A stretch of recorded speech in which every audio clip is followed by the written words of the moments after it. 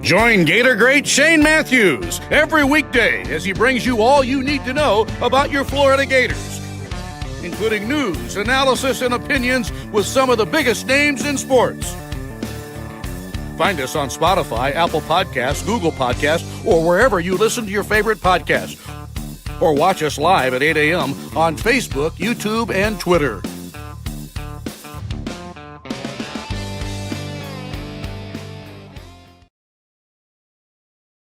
Good morning. Live edition of Matthews in the Morning, coming to you from the International Diamond Center Studios, locations across the great state of Florida and right there in Celebration Point in the heart of Gator Nation.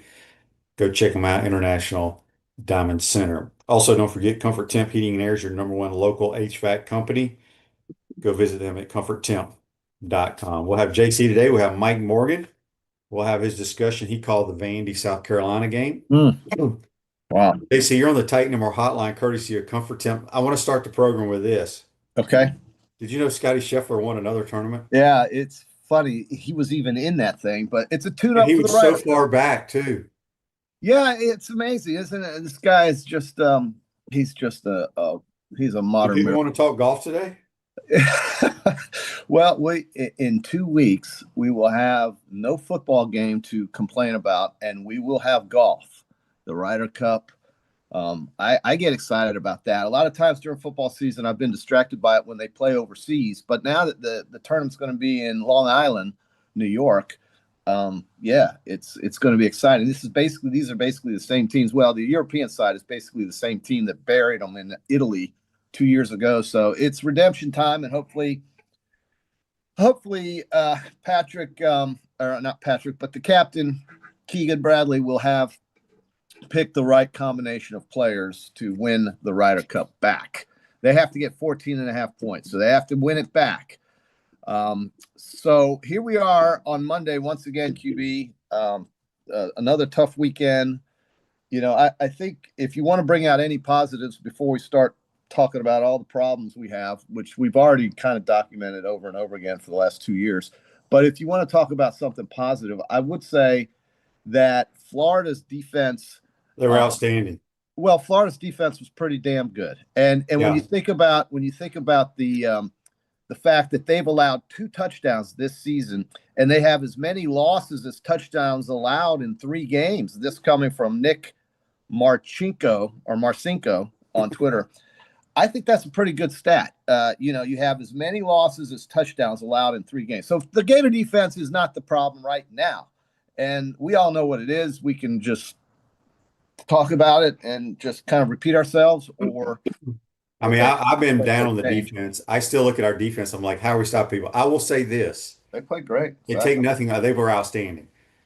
That's the worst talented LSU team I have seen in years. I could not believe they don't have they have some decent receivers, but they don't have what they've had in the past. They can't block anybody up front. Defensively, they're the 2 brothers. One got hurt, one got suspended on like the second play of the game, kicked out. Yeah. They're decent players. They're not great, but They're not great. I was really surprised at LSU. I think LSU loses 2 or 3 games now that when they get to, I think they lose to Alabama. I think they lose to Ole Miss. I don't know who else they play. I was just surprised, but Yeah. I want to say this before we get going. I want to give a shout out to Louisiana State University. They had a moment of silence for Oh, yeah. the Ukrainian lady that was murdered, Charlie Kirk, and but JC, I'd be damned if they didn't say a prayer over the public address system. So Nothing kudos wrong to with them. It was a great environment. I love going to games there. Their people are nuts. They are a good football team, but they're not the number 2 or 3 team in America. I'll tell you that. Yeah, I think they're overrated in terms of just that poll. I think they're going to win a lot of games. They'll win 8, maybe 9, for sure. They have an advantage when they play in that building. There's no doubt about it. Against most teams, not all. But listen, this issue we have right now with offense is just disturbing. And I know you, as a quarterback and an offensive coach-minded person, just got to be eating your heart out with the way this is transpiring. I just don't understand so many things, and I can sit here and make examples of it all. We all saw it. I don't think I have to do that anymore. There has to be a change, and until there is, and the lack of acceptance of this coach to find a better way of doing things is going to lead. But it doesn't matter, JC. It's too late for that. Nothing's going to. Well, it is now. Yeah. Yeah, but what I'm saying is, I still, for a year and a half. JC, I was talking to, where was I yesterday? 6 deer. I was talking to a good friend of mine, and he's very upset over it. And I asked him, I said, okay, in all honesty, you follow a lot of college football. Let's just go back to the end of last season. Tell me, and he knows football and he follows it. I said, who would you have hired as the offensive coordinator? Okay. He had no answer. I said, ask me that question. I said, there's one person that I would hire if I was in charge, if I needed to hire an offensive coordinator, but all hell would probably break loose because I think we've talked about it and we're not going to go into it. It would have been Kerwin because I like Kerwin's style of play. Kerwin's 0-3 at Western Carolina. I don't care. But my point is everybody wants somebody else. It's not going to happen. Okay. So you forget about it. Don't even say Billy should have done this, should have done that. It's over with. You can't hire anybody right now. You are what you are. I get that, but it just makes you feel like you. But again, we've been right about this. I asked people all season, who would you have hired, and nobody had answers. Hey, let's get to a couple of Facebook Lives brought to you by Mel Law. Damn dog. Philip says, Shane, I saw the Gators go 5 wides a few times in the game. They did not go 5 wides. They've had 5 eligible receivers. We were still in either 11 or 12 personnel. It's not 5 wide receivers. Listen, they did what the coach Cornell wanted on Friday. They threw the ball a lot. They went into personnel. I've said this for 4 years since Billy's here. I said if Florida has more than 28 passing attempts in a game, that means they are losing and trying to come from behind. Okay, that's fine. But we aren't built to do that. The quarterback can't drop back that many times to make decisions. Look, I've thrown 5 interceptions in the game. The difference at Mississippi State in 1992, 3 of them were off shallow crosses and dig routes that went off people's hands. The interceptions that were thrown the other day were just bad. They were due to just staring down receivers. B, the fundamentals are bad. Which I've been talking about it for 2 years. His feet are bad. You can't change it. It's muscle memory. They work on it, but he is who he is. He got away with it some last year. Now, can he improve by next week? No, you can't. You can't because I tell people, and Coach Spurrier always gives these great quotes from John Wooden because that's a coach. He gives quotes from John Wooden and from Sun Tzu, the great warrior or whatever. But John Wooden's, one of his main deals was fundamentals. And I'd have to go pull it up, but Coach can recite it for you. And we did the same fundamental drills every day. And I did them when I coached high school ball. I did them when I was in the XFL. We did them every stinking day. Tom Brady will tell you, we do the fundamentals, the basic boring stuff every day. And it just becomes natural to you. For whatever reason, I don't know if it's his side QB coach that teaches all this nonsense, but you can't play. You will never be successful if you don't have good fundamentals at anything that you do. So there. Well, and none of that is wrong. And I just think, though, as long as this guy's drawing a paycheck, his job is to figure out how to win the next game. And to me, it has nothing to do with how much money some player's getting paid. It has nothing to do with continuing the same ridiculous habits and getting the same ridiculous results. It has to do with adapting and changing. Here's my best example I can give you. When Kevin Sumlin brought Texas A&M into Tuscaloosa and they were up 21-0 with Johnny Manziel, and Alabama had no idea how to stop that offense, it wasn't very long until Nick Saban figured it out and started running offense a little bit similar to that with the personnel that he had on that roster, and he adapted. That's what he was better than anybody in America at doing. This guy doesn't even think about adapting. He is so stubborn, and he will continue to do the same things. And this poor quarterback, listen, he's not poor. He's got more money. He's got a house. He's got everything he needs to succeed, and it's probably creating some sort of division in the locker room, and I'm just guessing about that, but I can imagine it is when you get L's. And right now, the answer would be to try something different to beat Miami. You can't keep going What in are you there. going to try, JC? I'm asking. Okay, here's what I would try. Since I told you what I was going to do for the LSU game And and it the didn't offensive work. gameplay, but it was at least an attempt to try something different, and I give them credit for that. They did give Jaden Ball the ball a lot, but He got 10 carries. yeah, but he still touched it a bunch of times. I mean, he was still a part of the But here's the offense. problem. Everybody wants us to run the ball, and I get it, but we can't block anybody. Well, sure. That's a problem. So what was the logical thinking behind the idea of changing that? And that is to throw the ball successfully to set up the run. That's what my point was. Little did I know that this guy is throwing sidearm fastballs to nowhere. I mean, he's just slinging it around just haphazardly, and the ball's going to places it shouldn't be going, QB.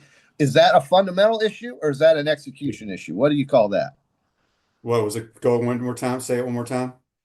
This guy is slinging the ball like a sidearm pitcher with no control. That's fundamentals, JC. Fundamentals, right. Okay, so we got there. So now we know we have a fundamental problem. You got to start a quarterback with a fundamental problem against Well, Miami? JC, that we're paying him so much money, you have to. See, that's what I disagree with right there. I don't care what the payroll says. QB, you either win the game. This is not about making the parents happy at the high school Friday night game. This is not about making the parents happy at the Pop Warner League. This is about winning in college, QB. I don't care about the money anymore. He's already got it. They got the house over here somewhere in Gainesville, wherever it is. The point is, can we win a game against Miami, and can we get somebody in there that would allow Florida to do that with a better percentage of opportunity to do that? The answer could be the guys sitting on the bench. I don't know, but we got to try something different. Well, we're going to get the same result, and we're going to be talking about the same crap, broken record loop. The problem next week is the line of scrimmages. Miami is very good on the O and D line. They'll get someone in there that might be able to be more mobile and run around a little bit. DJ doesn't do that, apparently. So why don't we get somebody in there that gives the offensive lineman a little bit of a break, because Miami's going to be coming. They know what's going to happen. They know what they're going to do. Do you want to watch another 40? Do you want to watch another blowout, or do you want to see somebody in there that gives Florida a chance to win? Maybe the guy on the bench is that guy. I mean, you loved him against Long Island. You thought he was great. So I don't know. It's Long Island. So is he really great? I don't know. Should we find out? He's fundamentally sound. I will say that, and that gives you a chance. What do they have to lose, QB? What do they have to lose? Well, it's not going to happen, but I hear you. Oh God, it's not. Joseph says on the Facebook Live, brought to you by Mel Law, ex-Florida Gator football player Shannon Snell's on Twitter saying he's been told half the team doesn't like Lagway because they feel like he gets special treatment. I wonder what I just said. Is that kind of what I just said? Yeah, I guess I don't know the answer to that. I was thinking about this the other day. So I was in the league 14 years, and I was trying to remember. I think we drafted 4 first-round quarterbacks. Okay. Or maybe it was 5. Mm-hmm. Only one of them lasted and had a career, Carson Palmer. The other 4 didn't last more than 3 or 4 years in the league. And it kind of reminds me of this, and it's not just the DJ situation. I'm talking about, it could be Arch Manning, right? They're paying him all this money, not playing well. Awful. His fundamentals are terrible, which that blows me away. Yeah. So I don't know, but we got a million texts. So I'm gonna try to get to as many as we can. By the way, where was Aiden Mizell? My God, 9 snaps in passing situations. Give me a break. This guy. Well, he caught 2 balls. I think he would have caught. I think he caught more than that, but. If DJ would have hit him in stride in some of them, instead of stopping him and make you turn around, he could have ran for a lot of yards. Yeah. Accuracy was a big issue as well. A text here on the Titan Mar text line from Jimmy. He says, "What's up with all the holding calls? How can we get that fixed?" I'm glad he brought that up. You can ask any offensive lineman this. Mm-hmm. When a pass play is called, if it's a drop back pass, they are trying to form a pocket, right? Mm-hmm. They are setting their feet. They're punching. They're expecting the quarterback to be within that pocket. Sometimes the quarterback has to move up. When the quarterback bounces outside, the guys rushing have an eye on the quarterback. So when they see him escape to the left, what is the guy that is rushing the passer going to do? He's going to chase him. Yeah. So then the natural instinct is, now I grab and hold, right? Because they're expecting the quarterback to be in the pocket. So sometimes it's damned if you do, damned if I don't, right? It's a shame because the O-line's trying to do what they're supposed to do. They're just reacting. So anyway, that's that. A lot of times you hold when you get beat too. And if this quarterback doesn't give you any breaks, like moving up in the pocket, I'm not a quarterback, but I see guys executing their movements in the pocket being so much more successful than guys that stand there like a statue and just crash. And so, oh man, you would think these fundamental things that you talk about are a little bit more in line at this point of where we are in year 4 or in college playing football, having done it since you were 5 or 6 years old. If you're a college quarterback, you should know this kind of stuff. Yeah. You've been coached your whole life, right? I mean, if you've been coached your whole life and you're starting for a major Division I college football program, you should have some idea of how to play. DJ obviously struggled because his interceptions were bad. Terrible. Certain interceptions are different, right? So you look at that kid at Georgia, Stockton. You look at that kid at Tennessee, Aguilar. How about Ty Simpson at Alabama? They were hitting windows, dude, that were so well thrown. Accuracy is like something you preach about all the time. DJ was just slinging it out there and hoping. That's not how you play. So this is from Trent in Tampa. It says, Shane, during the broadcast, they showed the all 22 on DJ's pick in the ends on the routes for 3-yard hitches and 1 post. Really poor concept. Do you feel the passing concepts don't scheme? No, I'll explain to you what happened on that. They played 2-man. DJ went to the right place because the open area is between the 2 safeties. They had a guy trailing him. That's the guy man coverage. But if you're going to throw a ball, what we call a cover 2 post between the safeties, that ball has to be completed 18 to 22 yards. If it's thrown any farther than that, the guy's either going to the hospital or it's going to be intercepted. Yes. He threw the ball about 38 yards. That's why, and he threw it late. That's why it was intercepted. It had nothing to do with the scheme. That's what people don't understand. The passing game is about where you throw the ball. Yes, windows in certain areas. Yes, there's a weakness to every defensive coverage, but then when it's there, you have to complete it. We had some great smash concepts against their 2 high, which is a corner route, either a hitch or somebody in the flat to affect the corner to come up. If the corner sinks, you throw it to the flat, you get 8 yards, you go to the next play. If the corner bites, you throw the corner. Well, everybody sunk, and we threw it into triple coverage. Look, kid's going to make bad reads, but if you're making bad reads and you're forcing balls over time and you're throwing multiple interceptions, now it's time to throw somebody else. So, if you're throwing a dig route and it goes off the receiver's hands and intercepted 2 or 3 times, he's making good reads, he's making good throws. That's just bad luck. But those throws were bad decisions, and I would have thought we would have tried somebody else, but we didn't. And so with all of that being said, which was beautifully articulated, okay, thank you for that. And I appreciated that. And I liked it. And I think people enjoyed hearing it because they just learned something. But with that in mind, why are we going to keep doing the same thing on Saturday night in Miami? Why don't we try? Well, we don't know what we're going to do Saturday night, JC. The game. Well, I'm saying with the personnel. Maybe we'll run the wishbone against them. How about we put the kid in there that you says has these fundamentals? I think he's very good. Electronics World, integration design specialist, smart home automation entertainment. Why can't we just say it? It's that time, folks. Let Electronics World bring the Florida Gators, college football, and the NFL to you. Check them out, electronicsworld.net. I mean, after I did the podcast with Coach Spurrier after the South Florida game, on the podcast, he said he would have put Trammell in. But he thinks differently because he benched Werfel. He benched Terry Dean. He benched Rex Grossman. He benched Doug Johnson. He benched Jesse Palmer. Yeah. But all his guys were the same guy. Because, I mean, think about it. And I don't like to go back because, I mean, we're talking 30-something years ago. We always talk about it. It's still football. Talk about it. But anyway. I agree with you. I mean, you're right. And it's just got to be frustrating for a guy like you and Coach Spurrier to watch this lack of execution and fundamentals. So what do you do about it? On the Titan Mar text line says, criminal the misuse of ball. I was not impressed with Nussmeier. Your thoughts?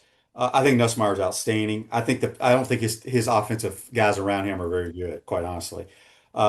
He says, who are your top 3 QBs in college football right now?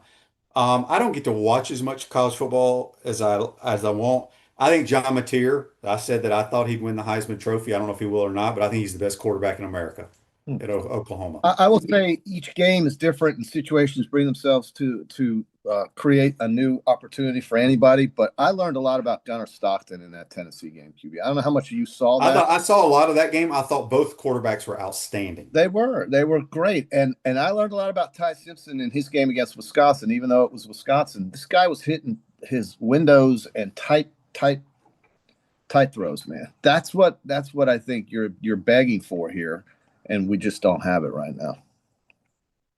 No.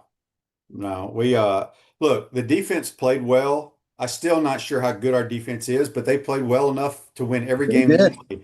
I think we're going to play the best team that we faced all year this week. Okay. Better than really Georgia and Texas? I actually think from what I've seen, and I don't watch tape, but just watching TV, I think Miami might be the best team we play all year. I think they're that good this year. Yeah, we had no doubt what they would do to South Florida, did we not? I thought there was a blowout city. Did I not? Yeah, we both did. That was our easiest pick of the on Friday. Which, by the way, you did pretty well. How did I do, by the way? Give us an update on the Pete Blandino picks. Yeah, 5-2. Our losses, as did I. Our losses were Clemson because we had the same. We had Clemson for some reason. Here I am with Georgia Tech, and we had Wisconsin to cover. We didn't think they were going to beat Alabama. They were never even close. No. So that was our two losses, but we hit the the Tennessee cover, we had the Arkansas cover, we had the Texas A&M cover, we had the Vanderbilt cover. All of these are underdogs. And so the outright winners, we had South Florida getting blown out by Miami. We were right about that. I took the Ohio Bobcats to cover the 30 against Ohio State. That was a winner. I lost with the Fighting Gators at plus 9.5, of course. Had the under, though, in Georgia Tech, winner. Had the Texas A&M Aggies in Miami. So it was a good week, good week. And then all the live betting that was going on Saturday was good, too. Here's a question for you, JC, on the Titan MR text line. It says, JC, who is the last Gator QB to throw 5 interceptions in a game? It was you. Yeah. What they failed to mention was the year after that, Danny and Terry Dean threw 7 against Kentucky. Well, for some reason. But again, like I said, not all interceptions are the same. Yes, correct. Yeah, a lot of times. Meaning you can make good throws. It could be a bad tip ball. It could be a Hail Mary at the end of the half. It's there should be a stat or a metric that talks about that. If it goes through your hands, the quarterback shouldn't be blamed with a pick. The Jacksonville Jaguars lost a game yesterday because the receivers refused to catch footballs that Trevor Lawrence threw right in their hands. One in the end zone and one on the 3-yard line that would have given them a first down. The Jaguars figure out ways to how to lose games. Doesn't matter who's coaching them. It's unbelievable to me, Jacksonville. They should have beat the Bengals yesterday. If you watched it, you would have seen it. But again, they just give away football games. It's really incredible, the Jags. So Low Life on YouTube, brought to you by Quality Plumbing, says, now I see why Mertz was a starter. He can hit the crossing routes. Look, all quarterbacks have bad days. But DJ has a long ways to go because of fundamentals and seeing the field, knowing where to go with it. People get so enamored. This is the gentleman I was talking about. I said, people get so enamored with the flash plays, right? People used to do that with AR. I'm like, I don't need flash plays. I need consistency. The best quarterbacks are consistent and boring as hell. They just don't give away. Bore me to death by completing football. Yeah. Well, that's what Gene Stallings had in the 90s. But QB, it's guys that don't give the game away. I mean, the defense played great Saturday. Should have won. And this guy just blew it. And he feels bad about it. I don't want to keep picking on him. But you know what? When you're getting paid $8 million and you get a house bought for you, you are subject to criticism. I'm sorry. This is not a college atmosphere anymore. He is a professional football player. That's what he is. Here's Raging Rat says Florida will start turning it around in Fort Lauderdale. I don't know why he believes that. I think them dudes, I think they're very good. They're waiting for the game. They hate Florida. I think their interior linemen, I think their O-line and D-line might be the best in the country. They have really turned it around down there, and it shows you can do that in 1 year. I think we've seen it in Tallahassee, and we've seen it in Coral Gables. Here's a guy telling me to shut up and let you talk. You're right. I should.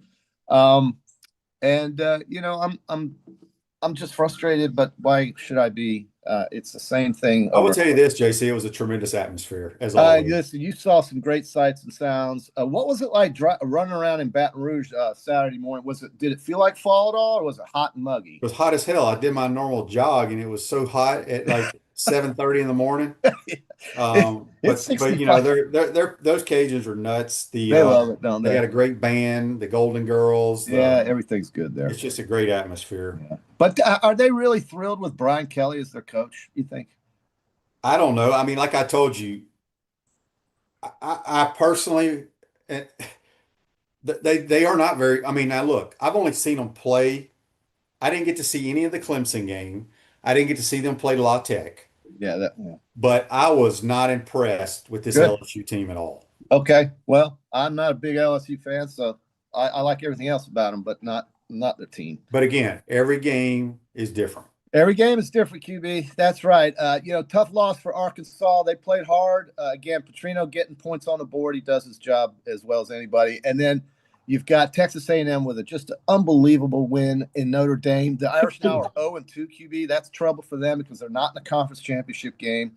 So that's trouble for them. Clemson is no longer a top 20 team. They should not be considered a threat to win the ACC anymore, I don't think. Because well, you know, it's crazy. They only have one loss in conference. Yeah, but you got Florida State, Miami, and Georgia Tech, who I think are the better teams at this But I don't know if they play those teams, do they? The Florida State will play Clemson. I'm not sure about the other two. Well, Georgia Tech just did, but I don't think Miami plays them. I think you're right about that. I'm pretty sure Georgia Tech does not play Miami or Florida State this year. That's good for them. I thought my Georgia Tech buddy told me good that. For them. Good for them. And how about the Falcons last night in Minnesota with a pass rush, 6 sacks from rookie players led by Jalen Walker, that monster from Georgia that they drafted. The Falcons have drafted very well. Penix was just fine. John Parker Romo, 5 field goals for the Falcons, and he didn't know who Leonard Floyd was after the game. That is the funniest. This is Leonard Floyd. Oh, how you doing? Good to meet you. So I thought that was good for the Atlanta Falcons. Football in the state of Georgia is right now pretty good. They're pretty happy up there. Atlanta's going well. Tech is going well. And those damn Bulldogs, Tennessee can't beat them, QB. They had everything going, too. That place was rock. They had everything going. All right, real quick, this day in sports brought to you by Campus USA Credit Union. Put some star power to work in your financial life. Campus USA Credit Union, we're proud member Steve Spurrier Banks. 1996, the Texas Rangers retired their first number, Nolan Ryan's number 34. And he would throw as many innings as he could. He did not. He was not. He wasn't worried about a pitch count. No, he wasn't. Well, I'm looking forward to hearing the great Mike Morgan here. I think he's going to give you guys a lot of good truth. He's going to give you this Vanderbilt team, QB. I'm telling you. Watch them. They're physical. They're very physical. What does Clark Lee get that Billy Napier doesn't get? What does he get out of those players that we can't get out of these ones here? Now, these players are playing hard for the Gators, but they just don't seem to be in the right spots. I don't know what's going to happen, dude. I just know this. If you don't try something different, you are prone to repeat the same mistakes. And I would say, why not give Tramel Jones a shot? At this point, what do you have to lose? Give Tramel Jones a shot. I'm going to preach it on Wednesday and Friday. You're going to get tired of hearing it. You're going to keep saying it's not going to happen. And I'm going to keep saying you're going to see the same crap. So I would say let it happen. All right. Last we got a million texts, but this one's interesting. He says, Shane, do you think Napier will be fired this year? Yeah. And if so, doesn't the portal open up immediately? Yes, if things don't turn around. And yes, the portal, I believe, if a coach is fired, which we saw Virginia Tech and UCLA coaches fired, kids can enter the portal now. I don't know why you would do that. Makes no sense. But I didn't know that either. Here's the thing. I think people need to quit worrying about if kids leave or whatever. Yeah. If there is a coaching change, if that was to happen, you'll see different. It is imperative that Florida hires the guy that will be the coach for the rest of our lives, JC. That's right. So hard to predict with the way kids are moving and coming and going. But I'll say this. I'll give him a chance to probably either stay the rest of the year as a lame duck like Ron Zook, or he'll just leave and they'll work on his contract counting against, this season counting against his contract, so they don't have to pay out that buyout as high as they otherwise would have at the beginning of the year. I think, Ron Zook did something that was so selfless. He coached it out because he cared about those kids he had on that team. And they beat Georgia that year. They beat Florida State that year in his last year when he was asked to leave. And I would respect Billy a lot more if they said to him, listen, you're not going to stay after this year's over. Win or lose, we'd like you to finish out the season for the sake of the players. If they do that, I think that would be more appropriate than just splitting and taking a check and leaving, because that just leaves the team in total disrepair. So we'll see. But they're not beating Miami if they don't do something different. It's gonna be tough. All right, JC. Yeah, good buddy. stuff. We'll see you on Wednesday. That's JC. Join us on the Titan More Hotline, courtesy of Comfort Temp. Quick timeout. We'll be back with Mike Morgan. You're watching and listening to Mike in the morning from the International Diamond Center Studios. We'll be right back. Our premium sponsors are Campus USA Credit Union, International Diamond Center, Meldon Law, UF Health Orthopedics and Sports Medicine Institute, JF Hayden Craft Liqueurs, Florida Cracker Kitchen, Los Linderos Tequila. Gridiron sponsors are Baker Sporting Goods, Comfort Temp, Electronics World, Florida Victorious, Gallo Car Wash, Miapa Latin Cafe, Peachland Dental, Quality Plumbing, Ruse Ogre State Farm, Silverback Concrete, 84 Lumber, Big Mills Cheesesteak, Celebrate Primary Care, Dowling Sign, Gator Bait Media, Gator Dominoes, Ironwood Golf Course, Tropical Smoothie Cafe, UF Bookstores, Nest and Wow, MG&A Wealth Management.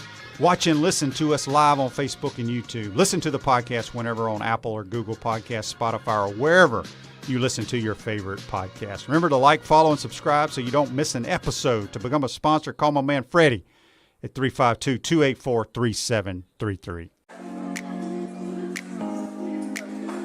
Coach, you know what always impressed me? How you beat Florida State to win the 1996 National Championship. And I was really impressed with your 06, 08, and 09 Gator teams. And the way you coached Danny to the Heisman Trophy.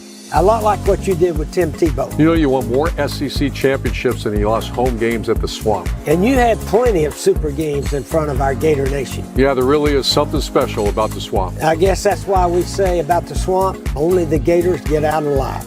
To the Swamp and the Gators, with the best beverage served at Spurrier's Gridiron Grill, 100% agave, Los Linderos tequila, aged in bourbon barrels for a smoother taste. I think you mean head beer coach, 1966 lager, a crisp, light, bodied lager for easy drinking. Nope. Los Linderos tequila, smooth enough to drink neat, bold enough to elevate a cocktail. 1966 lager, enjoyed on game days in the fall or whenever you need a winning cold brew. Los Linderos tequila. 1966 lager. Los Linderos. 1966 lager. Y'all stop bickering. Okay, you're both wrong anyway. The best thing Spurrier's Gridiron Grill offers are Jerry's famous chocolate chip cookies.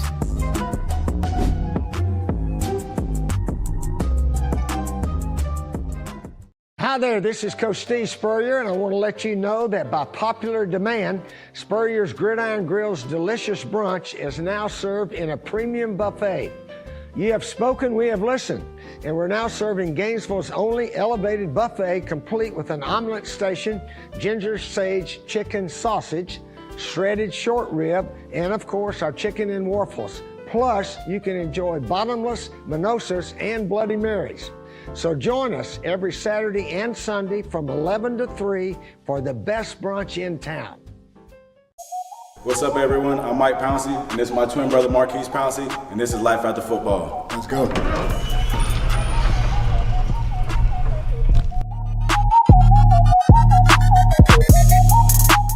We are the owners of Tropical Distillery, and JF Hayden's is our liqueur brand. We have 5 different flavors: a mango, a lychee, an espresso, citrus, and key lime pie. We pride ourselves on not only being a Florida-made brand, but also a cocktail solution. With that being said, cheers and go Gators.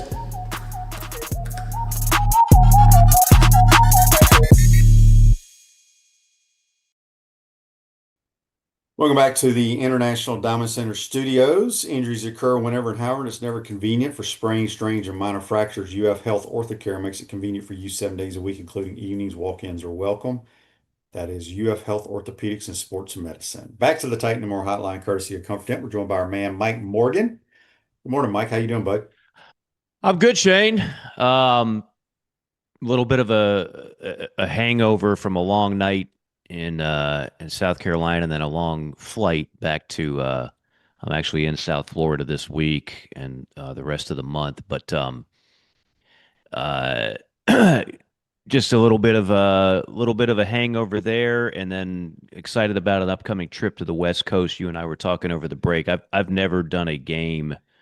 There's only a couple left that I've stadiums I've never been to do a game, and Outson Stadium in Eugene, Oregon is one of them, and that's a civil war this week against Oregon State. So I'm looking forward to that. I'm catching up on all the SEC games that were so many big games like the one you all are talking about were going on simultaneous to my call of Carolina Vandy, and I just that night some of us got together and watching the highlights, and I'm just seeing Lagway go throwing into double and triple coverage, throw after throw after throw.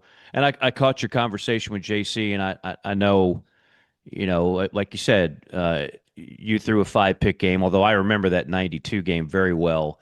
You won't say it, but I will. You had an offensive line that couldn't block at that point. And we knew that was going to be an issue going in. I remember, covering that team as a freshman reporter, and you guys lost a lot on the line up front. I was there for the 94 game against Auburn, where Terry Dean threw 4 picks in the first half. Yeah. And then Danny Werfel added another pick late in the game to seal it for Auburn in the second half. And that was at home. Remember, it was a road loss to Auburn. Auburn was on probation, so you had to watch the game on pay-per-view. They weren't allowed to be on TV. And they put up in a rainy day in Gainesville on a Saturday, this is 1994, a big screen jumbotron in the swamp. You could go and watch the game there. So a bunch of people went in there, and it was like, okay, this is revenge. Well, not revenge in 93, but this is Florida was just rolling. And then, of course, the loss in the 94 was supposed to be the revenge. Dean throws 4 picks in the first half. Werfel comes, sparks a comeback, another pick. So that's the last 5-pick game I remember. There might have been one in between. But this one, like you said, they're all built differently. This was unique. Some of those throws are just inexcusable. I mean, let's just say it. Just absolutely inexcusable. You've talked about the bad habits with the footwork and everything else. I don't know how that can't be improved, Shane. I know you've said it kind of is what it is. Isn't that why we have coaches? Like, can't they get that improved? Well, yes, but he had bad fundamentals last year. Right. But again, you got to remember, Mike, they work on the fundamentals, but sometimes your natural instincts or what you've done your whole life revert back when it's live action. And you can get away with it in high school. Yeah, and he didn't have a whole lot of practice time either. That's the other thing. So yeah, I mean, we could sit here and be nitpicky or whatever, but it wasn't good. I moving on from the LSU is not as good as I thought they were, Mike. I was very unimpressed. It's interesting to hear you say that. And I haven't seen them up front. Obviously I watched the Clemson game. I mean, they have talent, but you don't like that team overall. I don't. I think they lose 2 or 3 games. I think the reason, and I know they've only given up, I think, 10 points a game or something, but let's be honest. Clemson is not very good on offense for whatever reason this year either. They got issues. I don't know anything about Louisiana Tech, but we're struggling offensively. Yeah. So I think the numbers are skewed a little bit, but the biggest thing is they can't block for Nussmeier. He's having to run for his life. They can't run the football, and they don't have the dudes on the outside. I mean, Berrien Brown, he's a good player that came from Kentucky. He's more of a return guy, but the little kid from Mississippi State that caught a couple touchdowns, he's a good player, but they ain't got the LSU receivers they've had in the past. There's no Jamar Chase or Justin Jefferson out there. I agree. Tell me they ain't the same. So yeah. And I'm still Team Nussmeier, although that pick that he threw going to the sideline, you're up 10 points, and he just is like, yeah, I'll go ahead and throw across my body, middle of the field, where it's like an absolute no-no. And it was the easiest pick the Florida secondary will have all year. Like, what are you doing? It's interesting to see, Shane, if you look at the quarterbacks right now this year in the SEC, and 2 of the most hyped were guys we're talking about, Lagway and Nussmeier, neither have shined yet. Arch Manning, the other one that's been talked about the most, he certainly hasn't shined. I think he went 10 straight incompletions in his game. So, And then if you look at the leaderboard and the guys that are playing the best, if I were to tell you Joey Aguilar of Tennessee, if I were to tell you Talon Green of Arkansas, Marcel Reed of A&M, and don't look now, but Ty Simpson, it wasn't his fault they got worked over by Florida State. Look at his numbers so far this year. He's thrown 9 touchdowns, no picks. He's completing 72% of his passes. He ain't the problem if they do lose more games in Tuscaloosa. He's actually doing very well. And then, of course, a guy that is never going to get the pub. He's never going to light it up statistically, but the guy that I just saw, Diego Pavia, he just makes winning plays, Shane. He just does. He just makes winning plays. I'm on the field before that game, and I'm looking at Lenoris Sellers, who looks like he was formed in a lab. He is just this freaky 6'3", 245, 7% body fat. Man, oh man, does he look the part. And that's why the Todd McShays of the world are like, he could be the number 1 pick in the draft. And then I look at Diego Pavia, and he looks like a guy that I would see at the Silver Q working a 9-ball tournament, and that's like his kind of claim in life.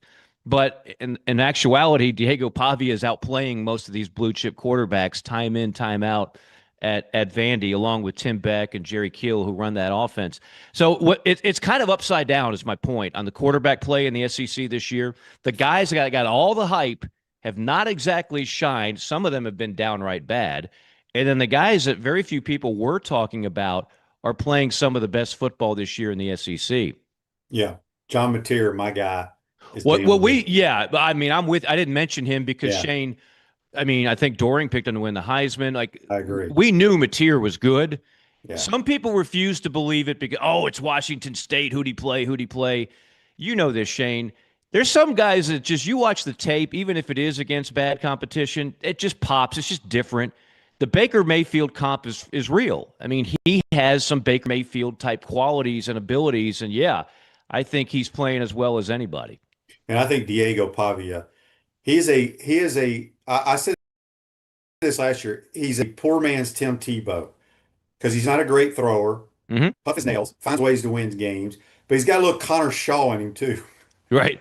You know, he's got kind of a comparison. That's a great comp. And Connor Shaw was the most successful quarterback in the history of South Carolina football. It wasn't even close. Yeah. You know, you had other guys with a lot of stars next to their name. But Connor Shaw, Spurrier took that kid and said, yep, this is my guy, and we're going to win a lot of games with him, and they certainly did. Yeah. Mike, I don't know if you got to see much of Georgia, Tennessee, but I did, what an exciting game. Both quarterbacks were outstanding. Including Gunnar Stockton, who we didn't talk about, but there's another guy. I can tell you living in Atlanta, you know, the Georgia fan base is like, it's almost like a Stetson Bennett situation. Like, yeah, he's fine, but can't we do better? We're Georgia. Yeah, he's a decent runner, but can't we do better? We're Georgia. Where's our 5-star that really can throw the ball like a Matthew Stafford or somebody like that? I think Gunnar Stockton fits exactly into what Kirby, and don't forget Mike Bobo, the OC. Mike Bobo's old school. He likes to run 11, 12 personnel. He likes to ground and pound. He's not about throwing the ball 40 times and leading the league in passing. He'd rather have a Gunnar Stockton than a Carson Beck if you give him truth serum. And I think that kid is good enough.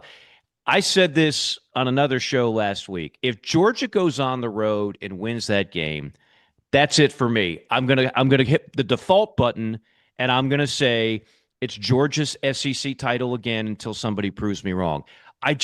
In Kirby, I trust, Shane. There's something about that culture and his coaching that is just different. It's not always, well, they got more 5-stars than everybody else.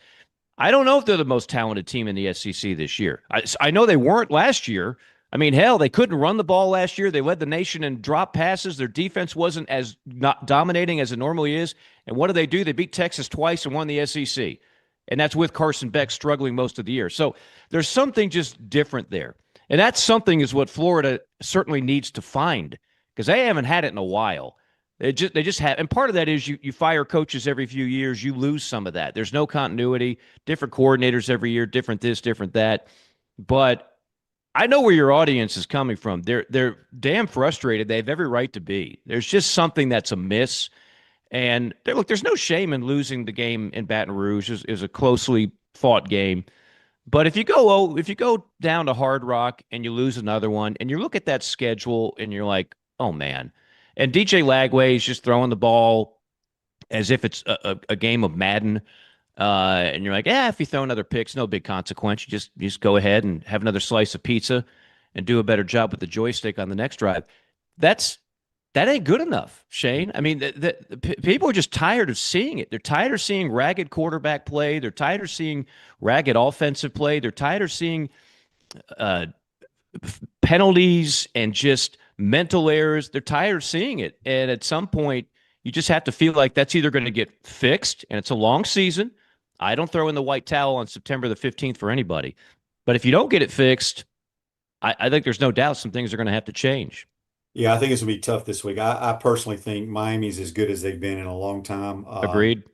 My buddy's son is the center on that team, and he's a former O lineman himself. He says their O line is ridiculous, and I think their D line is ridiculous. So I think it's going to be a tough sledding up there. We got a ton of people asking on all the different ways here about, do you think Billy Napier gets fired this year? And if so, who is your top three candidates, Mike? Well, let me just go to the candidates part of that, because I don't know. I don't know what well, here's what I do know, and you know this too, Shane. People give way too much credit and authority to the athletic director, because very often those moves are above the AD. I don't care what school it is. I don't care if it's Florida, Tennessee, South Carolina, Georgia. When the big money people, Auburn, Texas A&M, certainly know this very well. I mean, Gus Malzahn, that wasn't the AD that did that unilaterally. That was people that said, here's the money, take care of the buyout, we need to move on. And of course, it hasn't worked out particularly well. Same thing with Jimbo at Texas A&M. So that's number one. You know, it really comes down to people we don't even talk about sometimes making those key decisions. In terms of the candidates, you know, I know you've got people trying to throw out the John Gruden name. There's no credence to that. Zero. That is just throwing darts at a board. I can go on a talk show tomorrow and say, I'm hearing John Gruden's a candidate. Based on what? Who's your inside source? Gruden is out there running his own campaign and telling people he wants an SEC job. That's great. That is not how these hires are made, because a former NFL coach is campaigning behind the scenes to get a job. Dan Lanning of Oregon. Yeah, I'd love Dan Lanning to coach anywhere if I'm an AD. That'd be my. Why is he going to leave Oregon? Why would Dan Lanning leave Oregon right now? I mean, he's kind of doing pretty good things over there. They pay him a lot of money. He seems pretty happy. And then, of course, you know what the default is on this, and that's Lane Kiffin. That's not going away. And those two teams are going to meet in Oxford. I've got the call of that game, as a matter of fact. So I think sometimes you got to start thinking a little bit more creatively and not just going for the biggest names on the board. That's like catnip for media guys. You know, I mean, the dude at USF, I know they got worked over by Miami. He's not so bad. You know, if you start talking about young and upcoming coaches, I think there's a number of guys on the list. And here's the thing too, Shane. That list that you and I could talk about on September 15th is going to be different on October 15th. It's going to be different on November 15th. Other coaches are going to emerge. Some guys that are hot right now are going to cool off. But I'm sure the powers that be they have a list. Everybody in that chair has a list. They don't have to share it with anybody. I doubt when you're on the team charter, they're like, Shane, let me tell you the top three candidates we have for the next the next coach. They're probably like, Shane, yeah, you're an 11A. There's your meal. I put my earpods on. It's so funny because I've been in your shoes, Shane. I've been the announcer for a team, and things aren't going well, and fans feel like, well, they must share a bunch with you, especially you being a former player. They're not going up to Shane Matthews and saying, Shane, what do you think? Who should be a good candidate here? Yeah. We like this guy. That's not the way it works. Nope. Raging Rat on YouTube, brought to you by Quality Plumbing, says Lane isn't the next Spurrier, and Shane only likes him because of his personal relationship. Well, first of all, we don't have a personal relationship. I know Lane. I know people very close to Lane better than I know Lane. Lane doesn't recruit like the Florida fan base got rid of Mullen. I don't give a damn if Lane Kiffin doesn't recruit one player. His teams perform. He just won a game in the Southeastern Conference, putting about 600 yards with a dude from Ferris State. Right. I Who don't never care played in about the SEC. recruiting. You can Yeah. recruit all you want, but it comes down to X's and O's and Jimmy's and Joe's. And Yep. look, I don't know if Lane would come here or not, but he is as close to Steve Spurrier as there has ever been a guy. Right. And that's Yeah. a fact. You don't have to sell me on Lane. Obviously, that particular listener is not a big fan of Lane. He mentioned the recruiting. Who cares? Well, and the It's thing also is, Ole Miss. It's also Ole Miss. There's it's a also Ole difference. Miss. It's easier to recruit Florida than Ole Miss. I think anybody would agree with that. And what they've done, what they've lacked in a top 10 recruiting class every year, they've made up for in spades in the portal. I mean, if you're the fan of a team, I don't think you care where the talent's coming from, as long as you have the talent, as long as you're getting dudes in there and you're winning games. Look, there's no question in my mind Lane would be a great fit in Gainesville. He seems pretty content right now in Oxford. It's just going to be depend if he wants to. I think there's two jobs that he would leave for. Alabama or Florida. Yeah. And it's got to get to the point is with his ego wanting to win an SEC or getting, into the playoffs and try to win a national title, you got a better chance at one of those schools than you do Ole Miss. As great as he's done with Ole Miss, there's sometimes it's only so far you can go. Right. You definitely look at it that way, and Lane's a confident enough guy that I think that's the primary way he would look at it. I always bring this up as the other way a lot of coaches look at it, and that is the path of least resistance. What job can I take that's not going to get me fired in less than 4 years? And if you look at it, what's the average? If Billy doesn't survive, you go back to Muschamp, Mullen, McElwain, and now Billy. This is what, year 4 of Billy? What would be the average tenure? I think it's 3 years. Okay. I think this would be our 5th coach in 15 years, if I'm not mistaken. Yeah, which the only program I could think that even would touch that would be what Tennessee was going through, and they had issues with hair on them with the NCAA and everything else.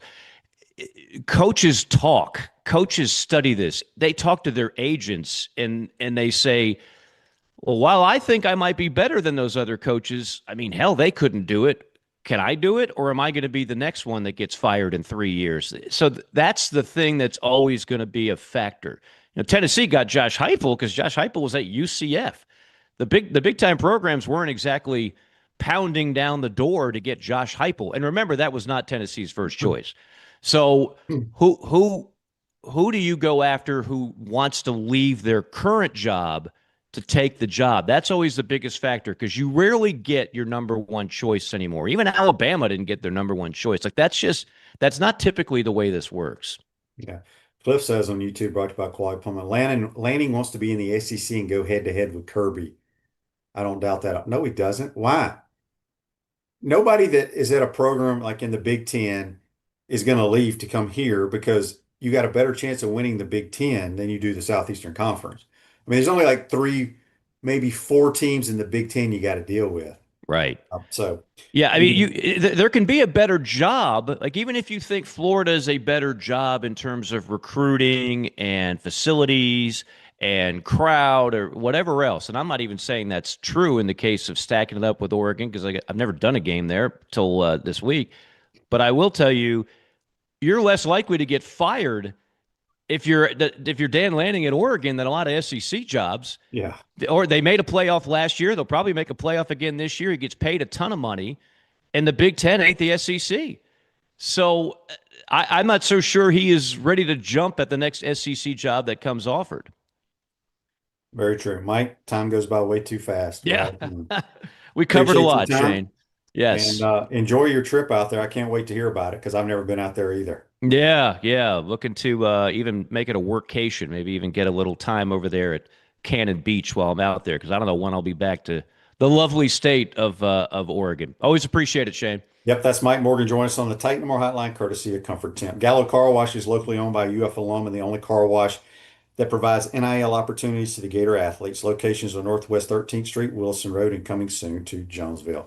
Have a great day, folks. We'll see you tomorrow. Take care.